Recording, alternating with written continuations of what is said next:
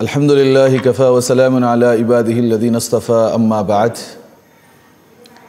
فاعوذ باللہ من الشیطان الرجیم بسم اللہ الرحمن الرحیم قال تعالی ان الصلاة كانت علی المؤمنین کتابا موقوتا صدق اللہ العظیم۔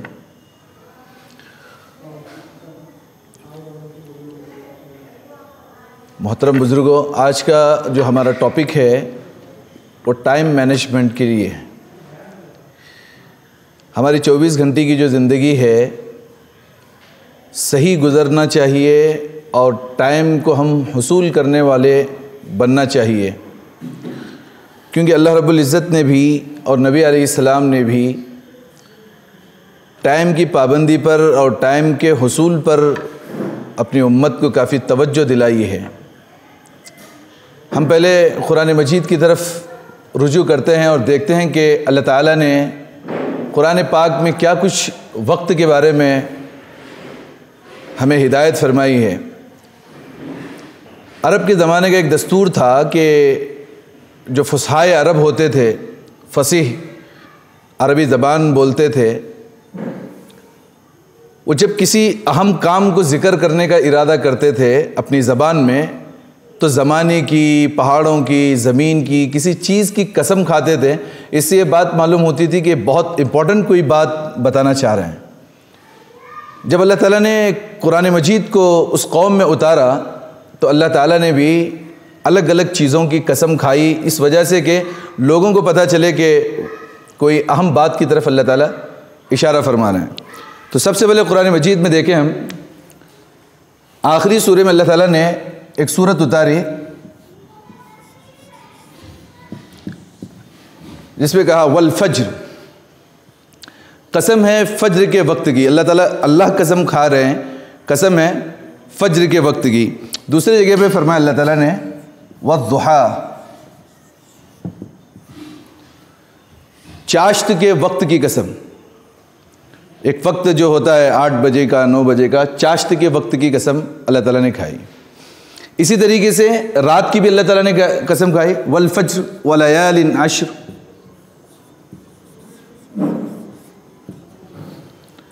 واللیل اذا یغشی،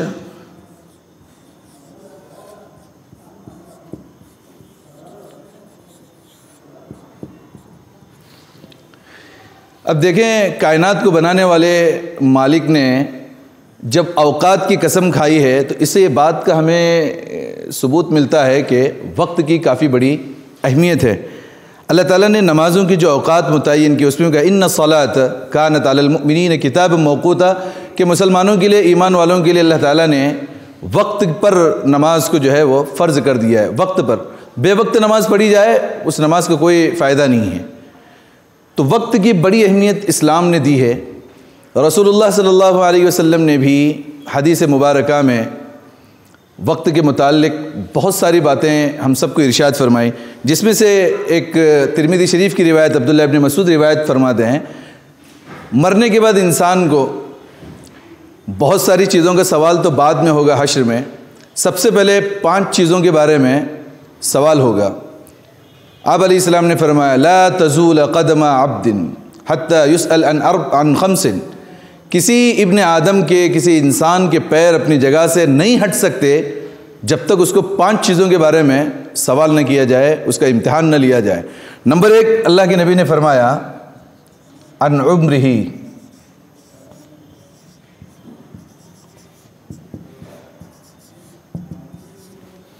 فیما افناہ۔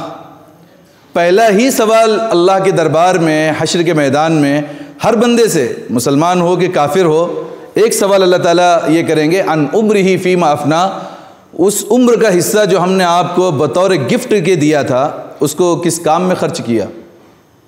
آپ دیکھیں کہ کوئی انسان کسی انسان کو کوئی گفٹ دے دے اور وہ گفٹ لے کر کے کسی گندی جگہ پر یا کہیں ایسی اس کو ضائع کر دے اسی کے سامنے۔ کوئی انسان کسی کو کھانے پینے کی چیز گفٹ کر دے اور وہ کھانے کے بجائے اس کو لے جا کے پھینک دے، سامنے والے کو غصہ آتا ہے اور دوبارہ وہ کبھی پھر گفٹ دیتا نہیں ہے۔ ایسی اللہ تعالیٰ نے گفٹ کے طور پر، تحفے کے طور پر ہم کو 50 سال، 60 سال، 80 سال مختلف لوگوں کے حساب سے اللہ تعالیٰ نے عمر دی ہے. یہ اللہ کا تحفہ ہے، اس کو ضائع ہونے سے بچانا یہ ہمارے لیے ذمہ داری ہے.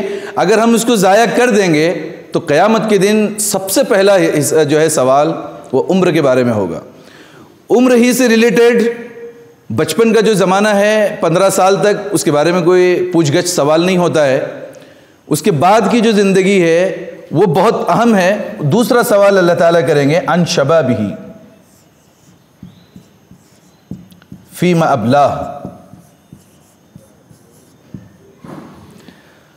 عن شبابہ فیما ابلاہ، وہ جوانی کا وہ وقت کہاں پہ استعمال کیا، یہ بھی اللہ تعالیٰ سوال کریں گے. ہمارے یہاں پہ تو ایسا ہوتا ہے کہ جب انسان بوڑھا ہو جاتا ہے ریٹائرمنٹ کے بعد، اب تو زندگی میں بہت سارے گناہ ہو چکے ہیں، تو اب جا کے کچھ نہ کچھ ایک آدھا عمرہ اور حج کر کے اپنے گناہوں کی معافی اللہ تعالیٰ سے مانگ لیں گے. مگر اس بڑھاپے کی عمر کے 70 سجدے جوانی کے ایک سجدے کا مقابلہ نہیں کر سکتے. تو جوانی کی اہمیت اسلام میں بہت زیادہ ہے، اور اسی کے متعلق اللہ تعالیٰ ہم سب کو سوال کریں گے. تو جو 5 سوالات ہوں گے ان میں سے 2 سوال تو ہمارے وقت کے بارے میں ہوں گے، 2 سوال ہمارے مال کے بارے میں ہوں گے کہ من این انفق عن مالہ، من این اکتسبہ ومن این انفقہ، کہ جو پیسہ آپ نے لیا تھا وہ کہاں سے کمایا تھا آپ نے، تیسرا سوال، اور اس کو کہاں خرچ کیا، یہ چوتھا سوال ہوگا. 5واں سوال جو اللہ تعالیٰ کریں گے وہ علم کے بارے میں، عن علم ماذا عمل فیہا، اس علم کے بارے میں کہ اس پہ عمل آپ نے کیا کیا ہے، جو نالج آپ کو ملی ہے، جو معلومات آپ نے فراہم کی ہے، اس میں آپ نے کتنا عمل کیا. تو 2 سوال اللہ تعالیٰ کے دربار میں ہم سب کو ہمارے وقت کے بارے میں پوچھا جائے گا. یہ ایک حدیث ہے. قرآن مجید کی دوسری آیت دیکھیں، جہنم والے لوگ جہنم میں جانے کے بعد یستریخون، چلاتے رہیں گے اپنے رب کو، ربنا اخرجنا، اے ہمارے رب ہمیں یہاں سے نکال دیجیے. ایک تمنا کریں گے، اللہ سے چلائیں گے. فرشتے پوچھیں گے کیا بات ہے، اے ہمارے پالنہار ہم کو یہاں سے نکال دیجیے اور پھر واپس ہمیں دنیا میں بھیج دیجیے. کننا نعمل انا موقنون، کہ آپ بھیج کے تو دیکھیے ہم اتنے عمل کریں گے، وہ یقین کیجیے ہماری بات پر، ہم رتی برابر جو ہے وہ نافرمانی نہیں کریں گے. مگر کسی انسان کو وقت ایک بار دیا جاتا ہے پھر دوبارہ نہیں ملے گا. تو وقت کی اہمیت کا اندازہ یہاں سے بھی ہمیں پتہ چل رہا ہے کہ انسان نے جو وقت ضائع کیا، مرنے کے بعد میں بھی واپس وقت ملنے کی وہ تمنا کرے گا، یہ امید کرے گا کہ ہمیں اللہ تعالیٰ وہ وقت دے دیں اور پھر ہم واپس جا کے نیک عمل کریں. مگر ایک مرتبہ وقت کے نکل جانے کے بعد دوبارہ وقت ہمیں حاصل نہیں ہوتا ہے. تو اس کی ہمیں قدر کرنی چاہیے. پھر ایک روایت میں حضور صلی اللہ علیہ وسلم نے ہمیں وقت کی تاکید دی ہے، اور وقت کے بارے میں جو ہے ہم سب کو یہ حکم دیا ہے کہ 5 چیزیں ہر انسان پر آنے والے ہیں. 5 چیزیں ہر انسان پر آنے والے ہیں. ان 5 چیزوں کے آنے سے پہلے اس کی تیاری بھی کرنی ضروری ہے. اس میں پہلا اللہ کے نبی علیہ السلام نے فرمایا صحتک قبل سقمک. آپ کو جو اللہ تعالیٰ نے صحت دی ہے، تندرست دی ہے، طاقت دی ہے، اس کی قدر کر لو، کیونکہ آپ پھر جب بیمار ہو جائیں گے اس وقت میں یہ عبادت آپ نہیں کر سکتے. یہ وقت کا حصہ ہے ایکچولی. آج جوان ہیں، طاقت ہے، بھاگ سکتے ہیں، چل سکتے ہیں، عمرے کر سکتے ہیں، طواف کر سکتے ہیں، لوگوں کی خدمتیں کر سکتے ہیں، مگر جوانی کے کام، جوانی کا وقت ہم نے ضیاع کر دیا، پورا گما دیا. اور پھر بڑھاپے میں ہم چاہ رہے ہیں کہ جب بیمار ہو جائیں ہم یہ کریں گے وہ کریں گے، طاقت ہوتی تو ہم یہ کر سکتے تھے. تو حضور اعلیٰ نبی گینا علیہ السلام نے فرمایا صحتک قبل سقمک، کہ آپ کے بیماری آنے سے پہلے اپنی تندرستی کو، اپنی جوانی کو، اپنے وقت کو حاصل کیجئے. اسی حدیث کے ریلیٹڈ وہ حدیث ہے. دوسرا اللہ کے نبی علیہ السلام نے فرمایا عن شبابک قبل حرمک، شبابک قبل حرمک. جو جوانی ہے وہ بڑھاپے میں تبدیل ہو جائے گی، اس وقت آپ کچھ نہیں کر سکتے. جب بوڑھے بنیں گے خود محتاج ہو جائیں گے، بچوں کے محتاج ہوں گے، لکڑی کے سہارے کے محتاج ہوں گے. اس وقت میں کچھ عبادت کرنا چاہیں گے، عبادت نہیں کر پائیں گے. تو جو جوانی اللہ تعالیٰ نے دی ہے، اس طاقت کو اور اس جوانی کے وقت کو صحیح استعمال میں لانا چاہیے. تیسری چیز اللہ کے نبی نے فرمایا وغناک قبل فقرک. جو پیسہ آج اللہ تعالیٰ نے دیا ہے اس پیسے کا صحیح استعمال کریں. کیونکہ پھر وہ وقت آئے گا کہ انسان فقیر اور محتاج بن جائے گا. جب محتاجگی آئے گی اور اس وقت میں چاہے گا کہ میں کچھ خرچ کرتا اللہ کی راہ میں اور کچھ نیکی حاصل کرتا, تو وہ وقت انسان کے پاس نہیں رہے گا. آپ دیکھیں بہت سارے لوگ دنیا میں مالدار ہوتے ہیں, پھر اچانک جو ہے کوئی بیماری انہیں آ پکڑ لیتی ہے اور پھر وہ پیسہ اس میں ان کا ضائع ہو جاتا ہے, یا پھر پیسہ باقی رہتا ہے, جوانی میں خرچ نہیں کرتے, پوری پراپرٹی بچوں کے ہاتھوں میں نکل جاتی ہے. اب بچے اس پراپرٹی کے مالک ہیں, باپ چاہ رہا ہے کہ مجھے 100 روپے مل جائے تو میں صدقہ کر دوں, یا کچھ پیسے مل جائے تو میں کسی کام میں لاؤں, مگر اب اس کے ہاتھ میں وہ طاقت نہیں رہتی اور بچے انہیں دیتے نہیں ہیں. حضور نے فرمایا کہ وہ وقت آنے سے پہلے پہلے, اس فقیری اور محتاجگی کے آنے سے پہلے پہلے اپنے مال کا صحیح استعمال کریں. پھر چوتھے نمبر پر اللہ کے نبی نے وقت کے بارے میں ہی بتایا, وہ فراغک قبل شغلک. آپ کا جو فارغ ٹائم ہے اس وقت میں آپ کچھ کرنے کا جو ہے وہ ارادہ کریں اور اپنے مقصد میں کامیاب ہو جائیں, ورنہ پھر جب آپ مشغول ہو جائیں گے, بیزی لائف جب ہو جائے گی, اس وقت کچھ کرنا چاہیں گے نہیں کرتے. جیسے مثال کے طور پہ سمجھ لیجئے کہ آج ایک نوجوان لڑکا ہے, بس کیا ہے کام, کالج کی لائف ہے, پڑھائی لکھائی ہے, کل کو بیوی ہوگی, بچے ہوں گے, گھر بار کی ذمہ داری بڑھے گی. اس وقت میں انسان چاہ رہا ہے کہ میں یہ کام کرتا, میں وہ کام کرتا, میں مسجد جاتا, میں روزے رکھتا, عبادتیں کرتا, فلاں کرتا. اس وقت میں اتنا مصروف ہوتا ہے انسان کے تمناؤں کے علاوہ کوئی عبادت نہیں کر سکتا. تو اس کے لیے آج جب فارغ وقت ہے تو انسان کو اپنے اس بڑھاپے کے آنے سے پہلے اور اس مشغولی کے آنے سے پہلے کچھ کر گزرنا چاہیے. اور پھر اللہ کے نبی علیہ السلام نے پانچویں بات یہ بتا دی, حیاتک قبل مماتک, موت کے آنے سے پہلے پہلے زندگی کے وقت کو غنیمت جانے. ہر انسان کو مرنا ہے, کتنا ہی بڑا انسان دنیا میں پیدا ہوا وہ یہ دعویٰ نہیں کر سکتا کہ میں مروں گا نہیں, میرے پاس سب کچھ ہے, موت مجھے کچھ نہیں کر سکتی, ایسا تو نہیں ہے.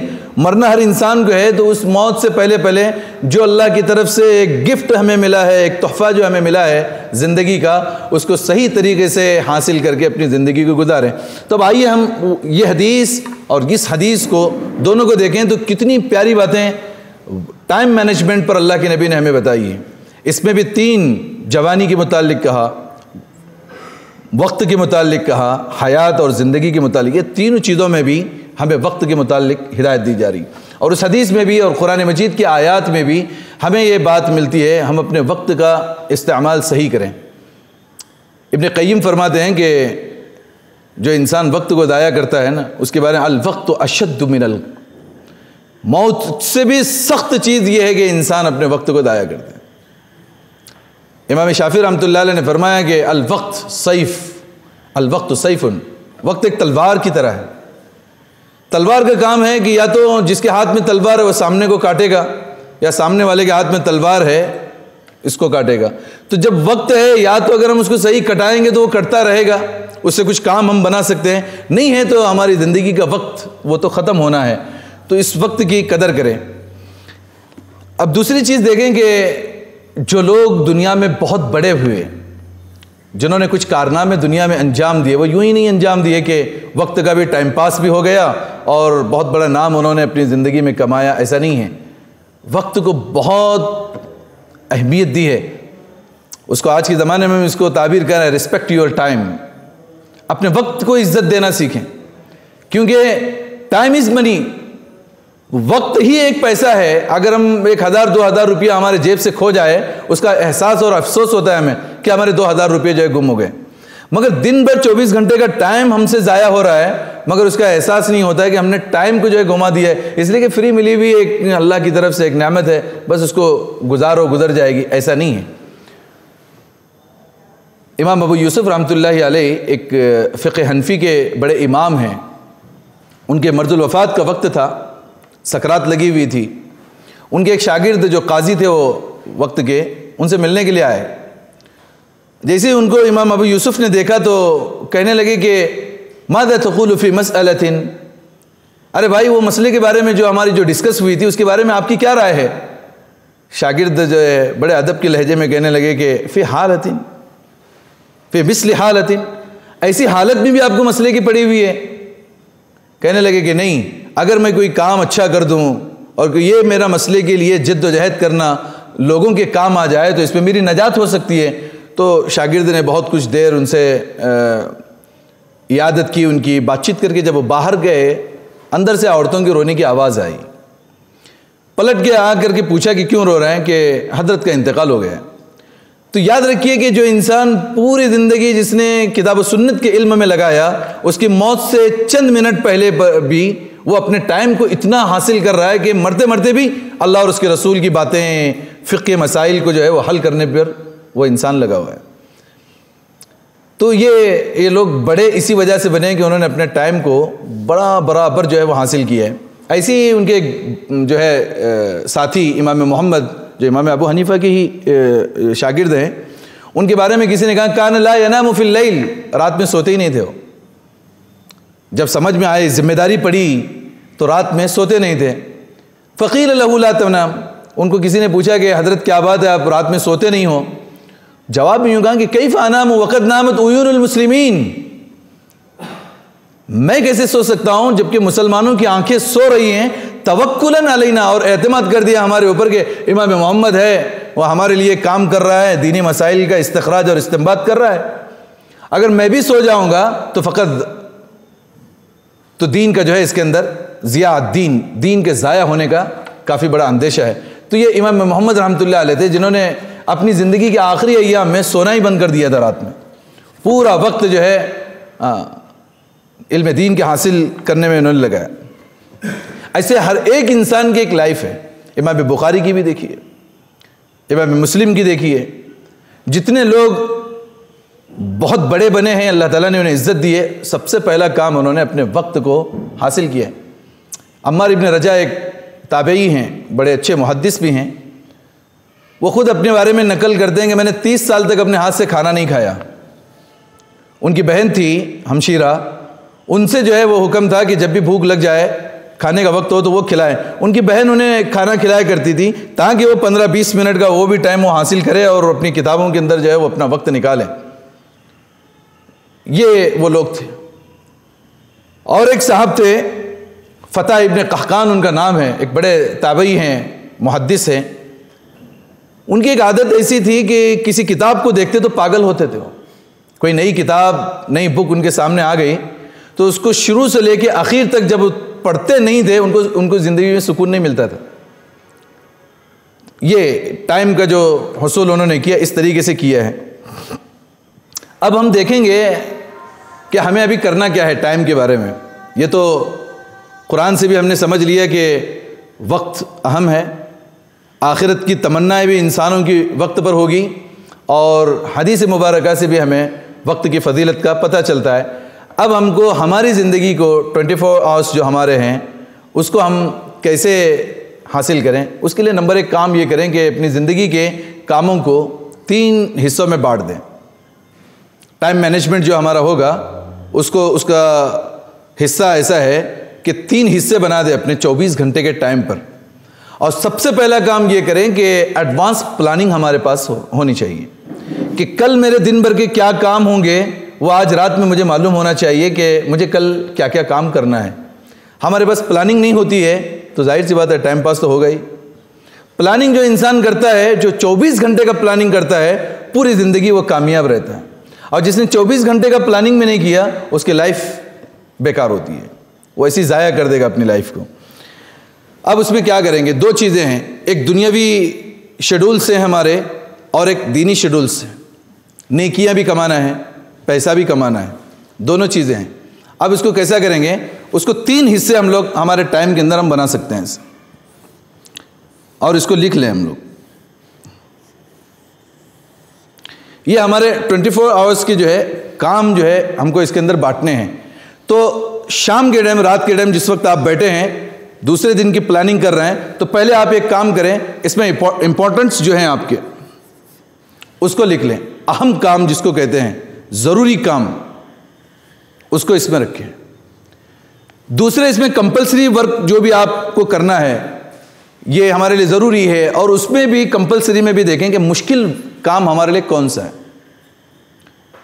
دن بھر کے کاموں میں کچھ کام ہوتے ہیں جو کافی مشکل ہوتے ہیں، اس مشکل کام کو پہلے کریں۔ پھر تیسرے نمبر پہ رکھیں کہ ناٹ کمپلسری، جس کا کرنا کوئی ضروری نہیں تھا، جس کو غیر ضروری کام اور غیر ضروری کام اس کو ہم لکھیں. اس کا دوسرا طریقہ یہ احتساب کہتے ہیں اس کو عربی میں. احتساب کرنا یعنی جانچ کرنا. 24 آورس ہم نے گزار دیا، 24 گھنٹے کی زندگی ایک دن کی گزار دی. رات میں ہم لوگ لکھیں گے صبح اٹھنے سے لے کر کے اب تک دن بھر میں ہم نے کیا کیا کام کیا، کتنے بجے اٹھے، فجر کی نماز کب پڑھی ہم نے، دوسرا کام کب کیا، بریک فاسٹ ہمارا کب ہوا، پھر اس کے بعد ہم جاب پہ گئے تھے یا جو ہے ہمارے بزنس پہ ہم نے کتنا ٹائم دیا، وہاں پہ ہم نے کیا کیا ضروری کام کیا اور کیا کیا نہیں کیا. شام تک کا پورا کام لکھیں. وہ لکھنے کے بعد اس کو 3 کھانوں میں جو ہے وہ ہم لوگ تقسیم کر دیں کہ اس میں ضروری کام جو ہم نے کیے وہ کون سے تھے، غیر ضروری کام دوستوں کی ملاقات کیا تھا اور اس میں کیا بات چیت ہوئی، آدھا گھنٹہ ہم جو ہے فرینڈ سرکل میں بیٹھے رہے اور اس کا کوئی حاصل نہیں تھا، اس کو لکھے کہ آدھا گھنٹہ جو ہم نے کام کیا ہے. اب ہماری زندگی کو دوسرے دن کا جب ہم پلاننگ کرتے ہیں، اس پلاننگ میں پہلے ہم لوگ امپورٹنس کو دیں. آج ہمارا کام ضروری کون سا ہے اس کو کرنا. اب اس کے اندر جو ہے نا پوری اس کی لسٹ بنا لے اور اس کا ٹائم رکھیں کہ اس کام کے لیے مجھے اتنا وقت دینا ضروری ہے. اس کے بعد میں دیکھیں جو کمپلسری ورک ہے ہمارے لیے دن بھر کا، جو مشکل ہارڈ ورک ہے ہمارے لیے، اس کو سب سے پہلے نمبر پر کریں. اب دیکھیے انسان کے دماغ میں اکثر تھاٹس چلتے رہتے ہیں، پریشان رہتا ہے، کچھ غم انہیں ستاتے رہتے ہیں. کیا ہوگا اگر میں بزنس اوپن کرتا ہوں تو مجھے پھر وہ لاس ہے اور فلاں ہے، یا کسی نے قرضہ لے رکھا ہے، آگے کیا ہوگا، میرا فلیٹ جو ہے وہ سیز ہو جائے گا فلاں. ایک آدمی کے ذہن کے اندر ایسے ہجوم آتے ہیں، تھاٹس کی ایک اتنی جو ہے بھیڑ آتی ہے، انسان اس کو سوچتے جو ہے یا تو ڈپریشن کا شکار ہو جاتا ہے، انزائٹی کی بیماری اس کو ہوتی ہے، یا تو پھر وہ اپنی زندگی میں ترقی نہیں کرتا ہے. اس کے لیے سب سے پہلے فارمولہ جو حضور نے بتایا ہے، جب ایسے تھاٹس آنے لگ جائیں اور آپ کچھ کر نہ پائیں، ایک کام کریں، بس لا حول ولا قوت الا باللہ پڑھنا شروع کر دیں. جب بھی ایسے دماغ کے اندر آ رہی ہے بوجھ، لا حول ولا، یعنی کہ کوئی قدرت اور کوئی طاقت اللہ کے علاوہ ہے ہی نہیں، کون سا انسان کیا کر سکتا ہے. یہ پڑھیں، اس کا ثواب بھی ہے اور اس کے پڑھنے سے غم بھی ہلکا ہو جائے گا، ٹینشن بھی دور ہو جائے گا، اور اپنے دماغ کو جو ہے اس بات کی طرف لائیں کہ جو بھی مجھے کرنا ہے دماغ کو خود سمجھائیں. آپ ہم لوگ الٹا کرتے ہیں، دماغ جو بولتا ہے ہم کر رہے ہیں. نہیں، دماغ ایک چھوٹا سا پارٹ ہے ہمارے جسم کا، ہم کو سمجھانا چاہیے دماغ کو کہ ہمیں کام کیسے کرنا چاہیے. اس کی مثال ایسا دیتے ہیں کہ جو دماغ جو ہے نا وہ بندر کی طرح ہوتا ہے. کیسا ہوتا ہے؟ بندر کی طرح. بندر کو دیکھیے کبھی وہ ایک جگہ پہ بیٹھے گا نہیں، کبھی ادھر کودا ادھر کودا، ادھر اچھل کود. دماغ میں بھی ایسے ہی وساوس آتے رہتے ہیں. ان وساوس کو جو ہے وہ قابو پائیں، اور پھر ہمارے اس ٹائم کے اندر ہم لوگ کوشش کریں کہ کون سے کام اہم اور مشکل ہے اس کو پہلے کریں. جب پہلا کام مشکل ہم نے صبح کر دیا تو اب دن بھر کے جو کام ہے نا وہ بالکل آسانی سے پورے ہوتے ہیں. تیسرے نمبر پہ جو ہم نے دیکھا ہے غیر ضروری کام، جس کا کرنا کوئی ضروری نہیں تھا، اس کو دیکھیں اور اس کے لیے کوشش زیادہ کریں کہ ہم نے 24 گھنٹے میں غیر ضروری کام کتنے کیے ہیں اس کو ختم کرنے کے لیے کوشش کرنا بہت ضروری ہے، ورنہ پھر آدمی ترقی نہیں کرتا. اب غیر ضروری کام میں کیا ہے؟ اگر آج کے ماحول میں ہم ذرا ڈسکس کریں، سوچیں، مجھے جہاں تک سمجھ میں آتا ہے پہلا ہے نمبر 1 پہ موبائل، واٹس ایپ. اب دیکھیے ایک آدمی کے 10 20 گروپ ہیں. اب کسی نے کچھ میسج چھوڑ دیا، اب اس کے اوپر کسی دوسرے نے کمنٹ کیا، کسی نے ہنسی والا جوک ڈال دیا، کسی نے، اب یہ آدمی سب کا پڑھ رہا ہے اپنے وقت، اس کے حاصل کچھ بھی نہیں. ہاں ایک بزنس مین انسان ہے، وہ فون استعمال کر رہا ہے، اچھی بات ہے. اس کے لیے بھی جیسے گاڑی پارک کرتے ہیں نا، جب ضرورت پوری ہو جاتی ہے تو گاڑی پارک کر کے گھر میں چلے جاتے ہیں. ہم لوگ اپنی زندگی میں بھی ایک ٹائم موبائل کے لیے رکھیں، اسی وقت میں موبائل کو ہم استعمال کریں، باقی ٹائم اس کو موبائل پارک کر دیں. وقت ہمارے پاس میں ہونا چاہیے کہ کس وقت میں ہمیں موبائل کے لیے کام کرنا چاہیے. ورنہ تو آج کل باپ کی میت پڑی ہوئی ہوتی ہے، بچے اپنے میسیجز میں ہوتے ہیں. ویلیو نہیں ہے، ویلیو یور ٹائم. اپنے ٹائم کو ویلیو دینا سیکھیں پہلے، اور جو انسان اپنے وقت کو عزت دے گا، رسپیکٹ دے گا، وہ انسان زندگی میں ترقی کرے گا. وقت کی اہمیت ہی نہیں ہے، وہ کچھ بھی نہیں کر سکتا. آج اکثر دیکھیں کہ جب ہم میٹنگز میں بھی بیٹھتے ہیں، فون آیا، آدمی وہ فون کے اندر ہی رہتا ہے. نماز کے اندر بھی دیکھیے اکثر مردوں کو یہ دیکھا گیا ہے، امام کے کھڑے ہونے تک بھی موبائل کے اندر ہی ہیں، بیٹھے بیٹھے موبائل چل رہا ہے، اللہ اکبر کرتے موبائل رکھ دیا جیب میں، پھر نماز شروع کر دی. سلام پھیرتے ہی فوراً موبائل نکالا. وہ جوکس بھی آتے ہیں نا، جیسے قبولیت کا کوئی میسج آ گیا اس کو چیک کر رہے ہیں ایسا. اتنا موبائل انسان پاگل کی طرح دیکھے جا رہا ہے، اس میں کتنا وقت اس کا ٹائم پاس نہیں ہو رہا ہے اس کو پتہ بھی نہیں ہے. اس کے لیے پہلے اپنی 24 گھنٹے کی ترتیب بنائیں. جب آپ نے یہ کر لیا، صرف 2 سے 3 دن کر کے دیکھیں، آپ کو خود پتہ چلے گا کہ کتنا ٹائم اللہ نے آپ کو دیا تھا اور کتنا جو ہے وہ ضائع ہو گیا. وہ پتہ ہونے کے بعد اب کرنا کیا ہے، غیر ضروری چیزوں کو نکالنے کے بعد ایک اپنی زندگی کے اندر ایک ترتیب بنائیں اور اس ترتیب کے حساب سے کام کریں. وہ ترتیب کیا ہے؟ جیسے اللہ تعالیٰ نے کہا والفجر، دوسری جگہ پہ کہا والضحیٰ، اور بھی جگہ پر اللہ تعالیٰ نے فجر کی قسم کھائی ہے.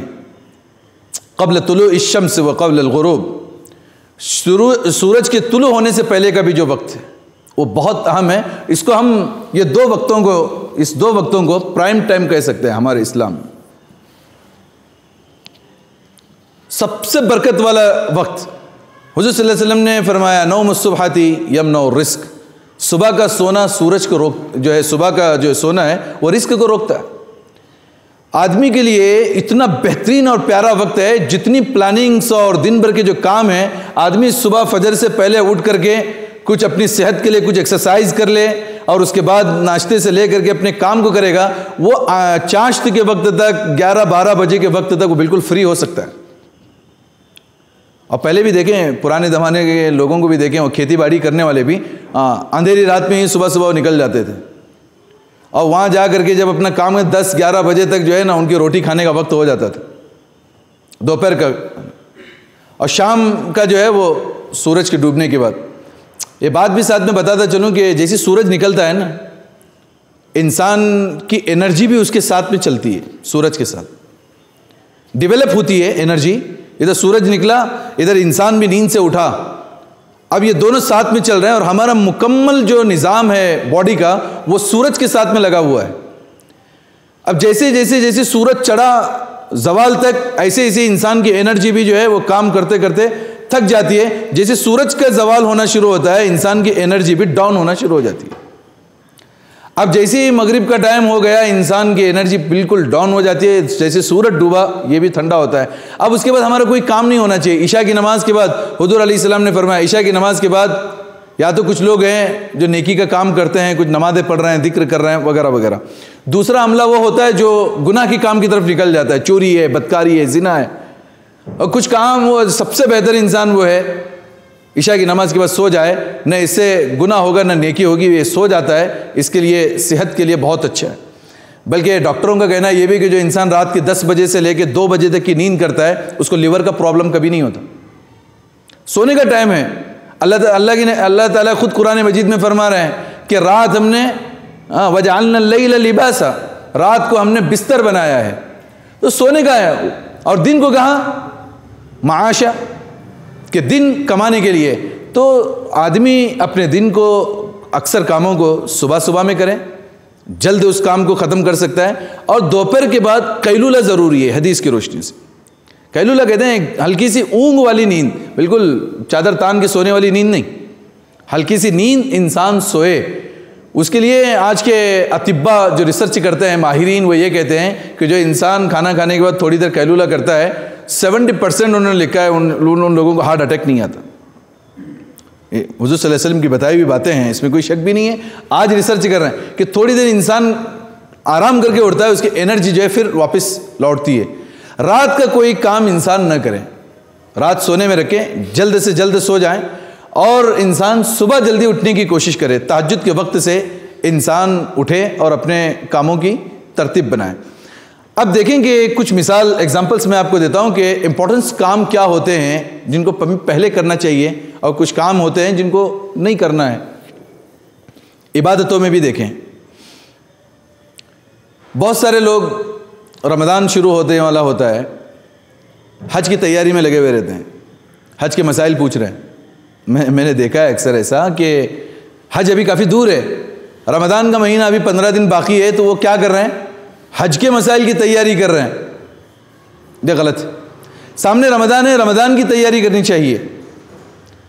وقت کو امپورٹنٹ ایسے دیا جاتا ہے کہ اس وقت مجھے کیا ضرورت ہے. پاسٹ جو گزر گیا وہ بھی امپورٹنٹ نہیں، آنے والا فیوچر بھی ہمارے لیے امپورٹنٹ ہے. Present is the important. آج مجھے کیا کرنا ہے، ابھی کیا کرنا ہے، اس وقت کیا کرنا ہے، اس کو دیکھنا ہے، اور اس کے لیے جو ہے انسان کو کوشش کرنی چاہیے کہ میرا اس وقت کا وقت ضائع نہ ہو۔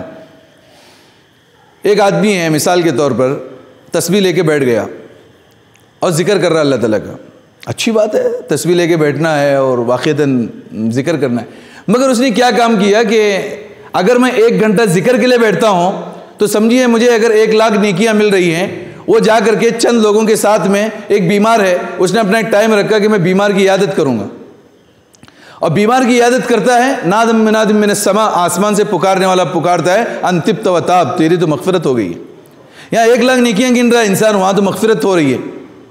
1 گھنٹہ میں میرے پرسنل کام کے لیے دے رہا ہوں، تو اس وقت میں یہ انسان سوچے نیکیوں کے معاملے میں بھی کہ اس سے بڑھ کر کے نیکی میرے لیے کیا ہو سکتی ہے۔ مثال کے طور پہ اس وقت کا جو سیشن چل رہا ہے، یہ ٹائم 1 گھنٹہ ہم کتاب پڑھ سکتے تھے اپنے گھر میں بیٹھ کے، مگر آپ کے لیے ہم ٹائم دے رہے ہیں، تو جتنے لوگ عبادت کریں گے اللہ آپ کو بھی اجر دے گا اور وہ اجر ہمارے حصے میں بھی آئے گا۔ تو 1 گھنٹہ پرسنل عبادت کرنا جو 1 لاکھ 2 لاکھ 5 لاکھ نیکیاں دلا سکتا تھا، اس سے بجائے جو ایسا کام کرنا اس کام کے لیے جو بہت زیادہ اور قیامت تک اور ہمیشہ کے لیے اس کا ثواب دے سکتا ہے، اس کام کو سوچنا عبادتوں میں بھی۔ تو آج ہم لوگ کیا کر رہے ہیں، پرسنل عبادتوں میں زیادہ ٹائم لگا رہے ہیں۔ ٹھیک ہے، بہت سارے لوگ کو یہ بات صحیح بھی نہیں لگے گی، کیونکہ بدھسٹم کا ایک سسٹم ہوتا ہے کہ وہاں پہ صرف عبادتوں پہ زور دیا جاتا تھا، بنی اسرائیل میں بھی ایسا ہی حال تھا۔ اب ہمارے یہاں پر بھی بہت جگہوں پر وہ حال ہے کہ بس نہیں، یہ اتنی نیکیاں گننے والا کام زیادہ ہو رہا ہے، یہ پڑھو اتنی نیکی، یہ پڑھو اتنی نیکی، یہ پڑھو اتنی نیکی۔ آدمی سمجھ گیا ایسا کہ بس میرے کو نیکیاں جمع کرنا ہے۔ نہیں، نیکیاں اللہ تعالیٰ دیں گے، بس اللہ خوش ہو جائے وہ کام کریں۔ من کان للہ کان اللہ لہ، جو اللہ کا ہو جاتا ہے اللہ اس کا ہوتا ہے۔ اب وہ کتنے آدمی کاؤنٹ کرے گا نیکیاں؟ میں ایک مثال دیتا ہوں کہ ایک بادشاہ نے کہا کسی ٹائم پہ کہ جس کو میرے پاس سے جو لینا ہے وہ لے لیں۔ کسی نے کہا بادشاہ میرے کو ایک وہ دے دو، گولڈ دے دو، کسی نے کہا وہ چاندی دے دو، فلاں دے دو، وہ چیزیں لے لی۔ ایک صاحب نے کیا کیا، وزیر نے وہ بادشاہ کے پیچھے آ کے کھڑا ہو گیا، کہا آپ نے کچھ لیا نہیں؟ کہا میں نے بادشاہ کو لیا ہے۔ یعنی بادشاہ کو لے لیا، مطلب ہے کہ پورا خزانہ اس کے حوالے ہوا۔ ہم اللہ کو خوش کرنے والے کام کریں گے، اس میں چہ جائے ہمارے لیے وقت نہیں مل رہا ہے، وقت ہمارے لیے نہیں مل رہا ہے، مگر وہ جو کام ہم کرتے ہیں نا ہمارے مرنے کے بعد، اب میں ذکر کر رہا ہوں، 1 گھنٹہ بند کر دیا، ہر دن 1 گھنٹہ میں ذکر کر رہا ہوں، میرے مرنے کے بعد وہ ذکر والا سسٹم بند ہو جائے گا، یعنی میں مر گیا تو میرا ذکر بند ہوتا ہے۔ مگر کچھ کام ایسے کیجئے زندگی کے اندر، مر کے قبر میں بھی پہنچیں گے، قیامت تک جو ہے برابر اس کو ثواب ملتا رہے گا۔ وہ ہمارے صحابہ نے وہی کام کیا ہے، زیادہ پرسنل عبادت کو توجہ نہیں دی ہے۔ عمر فاروق رضی اللہ عنہ کا واقعہ، مشہور واقعہ آپ سب جانتے ہیں۔ ایک صحابی بیٹھ کے جو ہے دیکھ رہے ہیں کہ یہ رات میں ایک عورت کے گھر پہ جا رہا ہے، بار بار خلیفۃ المسلمین ہے، ان کے دماغ میں کچھ الٹے سیدھے سوالات پیدا ہو گئے کہ یہ کیا میٹر ہے۔ جب 1 گھنٹہ 1.5 گھنٹہ کچھ وقت گزر کر کے جب حضرت عمر فاروق نکل گئے تو وہ گھر میں گھس گئے، جا کے دیکھا کہ ایک معذور بوڑھی عورت ہے، معذور ہے، آنکھ سے بھی دکھائی نہیں دیتا، کچھ بنا بھی نہیں سکتی، پیروں سے بھی کچھ معذور سی تھی۔ تو کہاں کہ یہ کون تھے؟ پتہ نہیں بھائی یہ کون ہے۔ کہاں؟ وہ زمانے سے آ رہے ہیں، کیا کرتے ہیں؟ مجھے کھانا بنا کے دیتے ہیں، نکمہ بنا کے جو ہے میرے منہ میں ڈالتے ہیں، میرے کپڑے دھوتے ہیں۔ چاہتے ہیں عمر ابن خطاب جو خلیفۃ المسلمین ہیں، مسجد کے کونے میں بیٹھ کے رات بھر عبادت کرتے، تسبیح لے کے بیٹھتے، نیکیاں گنتے۔ کام وہ نہیں کیا انہوں نے، جا کر کے ایک جنگل میں رہنے والی ایک بوڑھی عورت کا سہارا۔ اب بتائیے یہ وہ کام ہے کہ بس صحابہ کرام کو جب یہ بات کا علم ہوا اور انہوں نے یوں کہا، جب معلوم ہوا، اللہ تعالیٰ سے دعا کہ اللہ ایک کام میں تیرے لیے کر رہا تھا چھپا کے، اس کا بھی علم لوگوں کو ہو گیا، مگر میں نے تیرے لیے کام وہ کیا تھا۔ تو یاد رکھیں کہ کوئی کام زندگی کے اندر صرف اللہ کے لیے کریں، اور ٹائم میں دیکھیں کہ اس ٹائم میں مجھے وہ کام کرنا ہے۔ ایسے دین کے بہت سارے کام ہمارے پاس ہیں جس میں نیکیاں ہم کو زیادہ ملتی ہیں، اس کو بزنس کے طریقے سے سوچیں، دین کو بھی بزنس کے طریقے پہ سوچیں۔ کیسا ہے، کسی انسان کو 25 لاکھ روپے جو ہے وراثت میں مل گئے، یا کسی باپ نے اپنے بیٹے کو جو ہے 25 لاکھ روپیز دیا کہ جاؤ بیٹا کچھ کر لو۔ اب اس نے کیا کیا، آج کل ہم کیا کرتے ہیں، 25 لاکھ روپے لے کے ایک فلیٹ لے لیتے ہیں 2 BHK۔ اب وہ لے کر کے ہم نے کیا کیا ہے، کرائے سے لگا دیا۔ اب اس کا رینٹ آ رہا ہے 8,000 10,000 روپیز۔ اب بتائیے اس کی 2 پیڑھیاں 2 نسلیں ختم ہوگی تب جا کر کے جو اصل سرمایہ جو لگایا ہے، پرنسپل جو اماؤنٹ لگی ہوئی ہے 25 لاکھ کی، اس کو مہینہ 5,000 10,000 روپے لیتے 25 ریکور ہونے کے لیے جو ہے اس کی 2 پیڑھیاں ختم ہو جائے گی، پروفٹ ملے گا کب؟ بتائیے، یہ بیوقوفی ہے۔ آج ایسے ہی ہم نے دین کے میٹر میں بھی کیا ہے، اتنا ٹائم ہے اور اتنے کرنے کے کام ہیں، ہم چھوٹے چھوٹے کام میں لگے ہیں، میں اتنا کروں گا تو اتنی نیکیاں ملیں گی، یہ کروں گا تو وہ یہ ہوگا۔ نہیں، ایسا سوچیں کہ 25 لاکھ روپیز آج میں مارکیٹ میں لگاتا ہوں، نیکسٹ ایئر یا جو ہے وہ کم از کم 2 سال کے بعد مجھے 50 لاکھ روپیز آنی چاہیے۔ 50 کو میں لگاؤں گا میرے پرنسپل کو، مجھے 1 CR میرے کو ملنے چاہیے۔ ایک بزنس مین سوچتا ہے۔ اب کسی تاجر سے دیکھیں، اگر وہ کوئی مینوفیکچرر کمپنی کا مالک ہے، 100 پروڈکٹ اگر وہ ڈیلی بیچ رہا ہے، اس کو جا کے پوچھے کہ کیا مقصد ہے تیرا، وہ بولے گا کہ نہیں، میں چاہتا ہوں کہ پر ڈے میرا 1000 جو ہے وہ سیل کرنے کا میرا مقصد ہے۔ اب وہ برابر لگا کہ آج 100 ہیں تو کل 150 کیسے بنے، 200 کیسے بنے، 1000 کیسے بنے۔ وہ اس کے اندر تگ و دود کر رہا ہے، کوشش کر رہا ہے، اور ایک وقت آتا ہے کہ اس کا وہ 1000 سے بھی زیادہ نکل جاتا ہے، اس لیے کہ اس کا مقصد بنا کر کے وہ کام کر رہا ہے۔ ہم نے نہ دین میں ہمارا مقصد لگایا ہے، نہ ہم نے دنیا میں ہمارا مقصد لگایا ہے۔ بس ٹائم آ رہا ہے، عورتوں کا بھی یہی معاملہ ہے ہمارے یہاں۔ بوڑھوں کو اکثر پوچھیں کیا بھائی کیا حال ہے، ہمارا تو ہوا گیا، کیا بولتے ہیں ایک جملہ ہمارے یہاں پہ، ہوا گیا۔ مطلب انہوں نے کیا سمجھا تھا زندگی کو، بچے پیدا کرو، 1 2 3 بچے ہو جاتے ہیں، پھر وہ بڑے ہو جائیں گے، لڑکیاں شادی کر کے دو، لڑکے کو کوئی ایک بزنس لگا کے دو، اور لاسٹ میں کچھ رقم لے کے حج کر کے آؤ، بس ریٹائرمنٹ کی زندگی گزارو، میرا تو سب ہوا گیا۔ ارے یہ تو تم نے بچوں کی ذمہ داری جو اللہ نے دی وہ کیا ہے، اپنے لیے کیا کیا؟ جا رہے ہیں نا سامنے اللہ کو ملنے کے لیے، تو ان چیزوں کے لیے نمبر 1 کام جو کرنا ہے، یہ جب آپ ترتیب بنائیں گے، ترتیب میں فرسٹ نمبر پر جو ہے نا اپنے گول کو رکھیے، ایک مقصد بنائے زندگی کا۔ اب مقصد کون بتائے گا ہمیں، ہمارا مقصد کیا ہے زندگی گزارنے کا؟ وہ قرآن بتائے گا، قرآن سے ہمیں ملے گی، اس لیے کہ وہی ہمارے لیے اللہ تعالیٰ نے ہدایت کی کتاب اور رہبری کی کتاب اتاری ہے۔ تو اس کے لیے ہے کہ ہمیں اللہ سے ملنا ہے، اللہ کی ملاقات کرنا ہے، اور اس نے جو سسٹم ہمیں دیا ہے اس سسٹم کو فالو کرتے ہوئے ہمیں اللہ تک پہنچنا ہے۔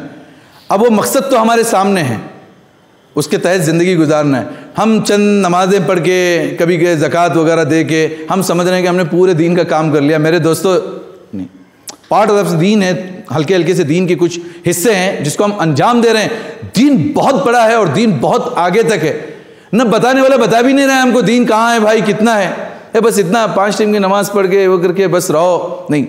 دین 70% جو دین ہے ہمارا جو ہے نا معاشرہ ہے، ہمارا سماج ہے، 70% دین وہ حقوق ہیں، اماں کے ساتھ، باپ کے ساتھ، بھائیوں کے ساتھ، بہنوں کے ساتھ۔ یہ اس کے اندر ایک انسان جو زندگی گزارنا، وہ پورا قرآن ہمیں ہدایت دے رہا ہے، وہ چیز اپنی زندگی کے اندر مقصد پہ بنا لیں۔ تو یہ سب سے پہلا کرنے کا کام ہمارا مقصد لکھنا ہے اس کو، کہ میرے زندگی کا کیا مقصد ہے۔ دوسرے اپنی زندگی کے لیے بھی ایک مقصد بنا لیں، دنیاوی مقاصد کو، اس کو بھی انسان کو لکھنا چاہیے کہ مجھے کیا کرنا ہے، مجھے آگے میرے مقاصد کیا ہیں۔ اگر اچانک کسی کو پوچھے بھائی آپ اپنی لائف میں کیا کرنا چاہتے ہیں، پتہ ہی نہیں ہے، کسی سے بھی پوچھو کیا کرنا چاہتے ہیں، نہیں معلوم، کیونکہ کبھی سوچ کے ہم نے ٹھنڈے دماغ سے دیکھا نہیں کہ میری اتنی پیاری زندگی جو اللہ تعالیٰ نے دی ہے اس کو میں کیا کام میں لگا رہا ہوں۔ حضور صلی اللہ علیہ وسلم نے فرمایا نعمتان مغبون فیہما کثیر من الناس، نعمتان مغبون فیہما کثیر من الناس، الصحۃ والفراغ۔ اتنے پرانے زمانے میں اللہ کے نبی نے یہ بات بتائی کہ 2 نعمتیں اللہ کی طرف سے اتنی بہترین ملی ہیں انسانوں کو، مگر وہ بہت لوگ ان نعمتوں کے بارے میں دھوکے میں پڑے ہوئے ہیں۔ جو 2 نعمتیں اللہ کی طرف سے ملی ہیں اس میں انسان دھوکے میں، وہ کیا ہے؟ الصحہ، پہلے نمبر پہ اللہ کے نبی نے فرمایا صحت، تندرستی، توانائی، والفراغ، ٹائم۔ ایک صحت اللہ تعالیٰ نے دی ہے ہمیں، اور ایک ٹائم دیا ہے۔ کثیر من الناس، اکثر لوگ حضور فرما رہے ہیں کہ اس معاملے میں دھوکے میں، ان کو پتہ ہی نہیں کہ ٹائم اللہ نے کیوں دیا اور تندرستی ہمارے لیے کیوں دی ہے، ہمیں پتہ ہی نہیں ہے۔ پہلے اس کے بارے میں ہم لوگ اپنے مقاصد کو لکھیں، مقاصد کو طے کریں کہ ہمیں زندگی میں کیا کرنا ہے، کیا بننا ہے۔ تو انسان کے لیے کیا ہوتا ہے؟ وقت کو نکالنا اچھا ہوتا ہے۔ اور جب انسان ایک اینٹ اگر بلڈنگ کی سیدھی رکھتا ہے نا، فاؤنڈیشن، تو پوری بلڈنگ اسی کے اوپر جو ہے وہ کھڑی رہتی ہے۔ 24 آورس کی زندگی 70-80 سال تک ہم کو جو گزارنا ہے، اگر ہمارا مقصد برابر رہے گا تو پوری زندگی ہمارے لیے بہتر ہو سکتی ہے اور اچھی بنے گی۔ اور ہمارا کوئی بیس ہی نہیں ہے، ہمارا کوئی وقت کا فاؤنڈیشن ہی نہیں ہے، تو انسان بس ہم میں اور جانور میں پھر کوئی فرق نہیں۔ وہ بھی پیدا ہوا، وہ بھی بچوں کو جانور کھلاتے ہیں، بچوں سے ان کو وہ بھی پیار کرتے ہیں، پھر ایک ٹائم آتا ہے اپنی زندگی گزار کے مر جاتے ہیں، اس لیے کہ وہ جانور ہیں۔ مگر ہم تو جانور تو نہیں ہیں۔ اللہ تعالیٰ نے ہمیں اشرف بنایا ہے، مخلوق میں بہترین مخلوق ہمیں بنایا ہے، بولنے والی مخلوق بنایا ہے۔ کوئی دنیا میں ایسا نہیں ہے جو بولتا ہے سوائے انسان کے، حیوان ناطق بنایا۔ تو ہماری ذمہ داری بہت بڑی ہوتی ہے کہ ہم اپنے وقت کو صحیح استعمال کریں۔ ایسے کافی پوائنٹس تھے مگر وقت ہمارا برابر ہو رہا ہے، اس کے لیے ہمارے سیشن کو ختم کر کے آخر میں ہم ایک 5 منٹ آپس میں ہم ڈسکس کریں گے ٹائم کے بارے میں، اس کو کیسے ہم کو کور کرنا ہے، کیا کرنا ہے۔